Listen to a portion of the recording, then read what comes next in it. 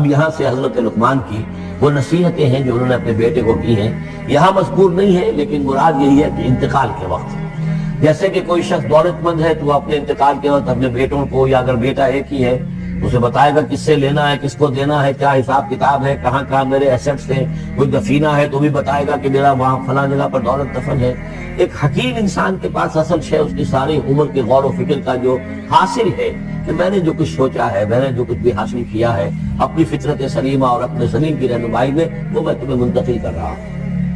وَإِذْ قَالَ لُقْمَانُ لِابْنِهِ وَهُوَ يَعِظُهُ، یاد کرو جب کہ کہا لقمان نے اپنے بیٹے سے، وہ اسے نصیحت کر رہے تھے، یا بنی لا تشرک باللہ، نمبر ایک اللہ کے ساتھ شرک مت کیجو، ان الشرک لظلم عظیم، یقیناً شرک بہت بڑا ظلم ہے، بہت بڑا، سب سے بڑی ناانصافی ہے۔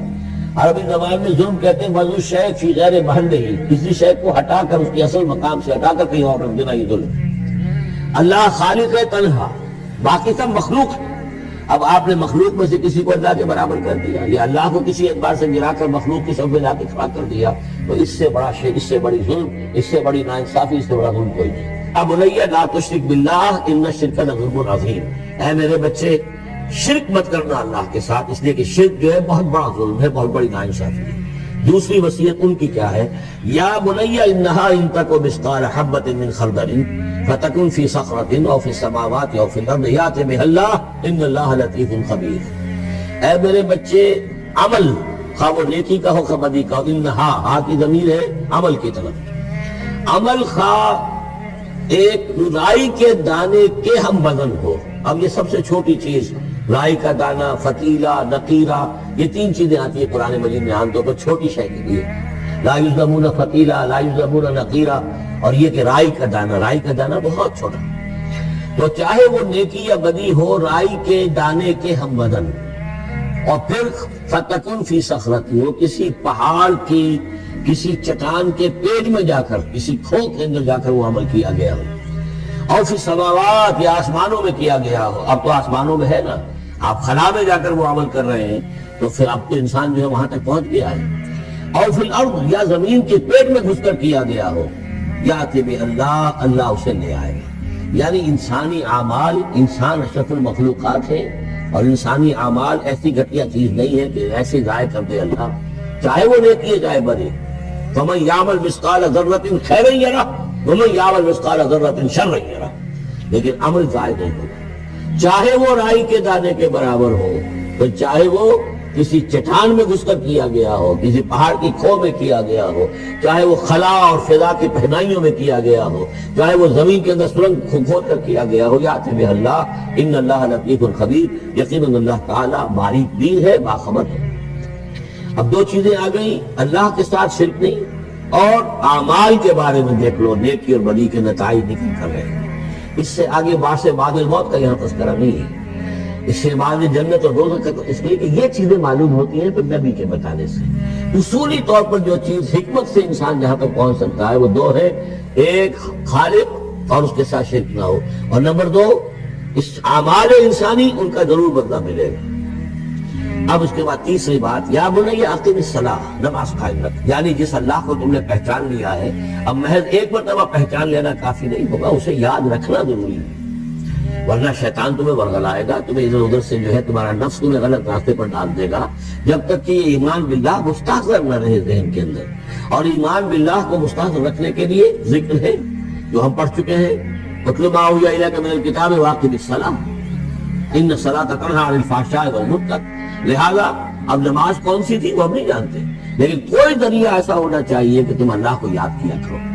یا بنی اقم الصلاۃ، اور نمبر 4 وَأَمُرْ بِالْمَعْرُوفِ وَانْهَ عَنِ الْمُنْكَرِ، اور نیکی کا حکم دو اور بدی سے روکو، یہ بھی تمہاری ذمہ داریوں میں سے ہے، یہ بھی انسان کی، یوں سمجھیے کہ اس کی انسانیت، اس کی شرافت، اس کی مروت کا تقاضا ہے کہ وہ اپنے جو ابنائے نو ہیں، جو بھی انسان ہیں، ان کی بھلائی کے لیے کوشاں ہوں، اور سب سے بڑی بھلائی ان کی، سب سے بڑی خدمت یہی ہے کہ انہیں برائیوں سے روکا جائے اور بھلائیوں کی دعوت دی جائے۔ وَاصْبِرْ عَلَىٰ مَا أَصَابَكَ، اور یہ بھی جان لو کہ اگر یہ امر بالمعروف اور نہی عن المنکر کرو گے تو تکلیفیں آئیں گی، مصیبت آئیں گی، پسند تو کسی کو نہیں ہے کہ آپ اس پر تنقید کریں۔ اگر آپ کسی بچے کو بھی سڑک پر کھیل رہا ہو، گلی میں کھیل رہا ہو، اگر آپ اس سے کہہ دیں کہ بیٹے یہ تو کرکٹ کھیلنے کی جگہ نہیں ہے، کسی گاڑی کا شیشہ توڑو گے تم، تو آپ دیکھ لیجئے پھر کیا آپ کا وہ اس کو کیا جواب دے گا آپ کو. اسی لیے آپ بولتے ہی نہیں ہے کہ اب لے کر وہاں سے نکل جائیں. تو کسی کو بھی نصیحت پسند نہیں ہے, حق کڑوا ہے, لہٰذا اب اگر حق کہنا ہے اور نصیحت کرنی ہے تو پھر تیار رہو, کہ ممکن ہے تمہیں پلٹ کر گالی دے دے. وہ کہے کہ تم پہلے ذرا اپنے دامن کو دیکھو تمہارے کتنے دھبے ہیں. اب جو بھی ہو برداشت. اور اگر کوئی بڑی بات ہے, اگر فرعون کے سامنے جا کر حق کہو گے تو وہ تو کہے گا کہ میں تمہیں جیل میں ڈالوں گا.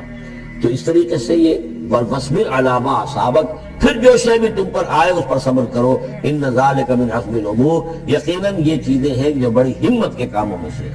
گویا کہ وہ چاروں چیزیں اس میں آ گئی. وَالْعَصْرِ إِنَّ الْإِنسَانَ لَفِي خُسْرٍ إِلَّا الَّذِينَ آمَنُوا وَعَمِلُوا الصَّالِحَاتِ وَتَوَاصَوْا بِالْحَقِّ وَتَوَاصَوْا بِالصَّبْرِ. یہاں اصطلاحات علیحدہ ہو گئی, تواصی کے بجائے امر بالمعروف نہیں بڑھ کر آ گیا. صبر جو کہ تو ہے, باقی ایمان اور وہ تمام چیزیں اعمال صالحہ میں سے نماز آ گئی, والدین کے ساتھ اس نے سلوک آ گیا. آخری دو آیتیں ہیں وَلَا تُصَعِّرْ خَدَّكَ لِلنَّاسِ, اور دیکھو اپنے گالوں کو پھلا کر مت رکھو لوگوں کے سامنے, یعنی تکبر اور غرور اس انداز میں رہنا. وَلَا تَمْشِ فِي الْأَرْضِ مَرَحًا, اور تم زمین میں اکڑ کر نہ چلو. إِنَّ اللَّهَ لَا يُحِبُّ كُلَّ مُخْتَالٍ فَخُورٍ, یقیناً اللہ تعالیٰ کو جو اکڑنے والے ہیں, اور یہ مختال بنا خیل سے, خیل کہتے ہیں گھوڑے کو, گھوڑے کی چال میں تمکنت ہوتی ہے. تو جب انسان بھی بڑی تمکنت کے ساتھ چلتا ہے تو گویا کہ اختیال بن گیا. لا يحب كل مختال فخور, شیخی کھوڑے, فخر کرنے والے, اکڑنے والے اللہ کو پسند نہیں ہے. یہ مضمون سورہ بنی اسرائیل میں بھی آ چکا ہے. وَلَا تَمْشِ فِي الْأَرْضِ مَرَحًا إِنَّكَ لَن تَخْرِقَ الْأَرْضَ وَلَن تَبْلُغَ الْجِبَالَ طُولًا, تم کتنا ہی پاؤں مار کر چلو ہماری زمین کو پھاڑ نہیں سکتے, اور کتنی گردن اکڑا لو, اونچے ہو جاؤ, سینہ تان لو, اور اوپر ترا بھی چڑھا لو, لیکن یہ کہ تم پہاڑوں کی اونچائی تک نہیں پہنچ سکتے. آخری بات فرمائے وَاقْصِدْ فِي مَشْيِكَ, اپنی چال میں میانہ روی اختیار کرو. یہ میانہ روی ہر اعتبار سے, چال میں بھی,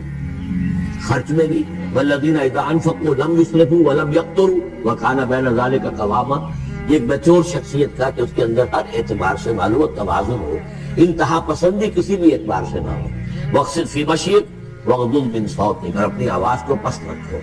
اس کا مطلب کیا ہے کہ کہیں کوئی آرگومنٹ ہے, کہ جھگڑا ہو گیا ہے, تو آواز کو بلند کرنے کی کوشش نہ کرو, بات اپنی کرو.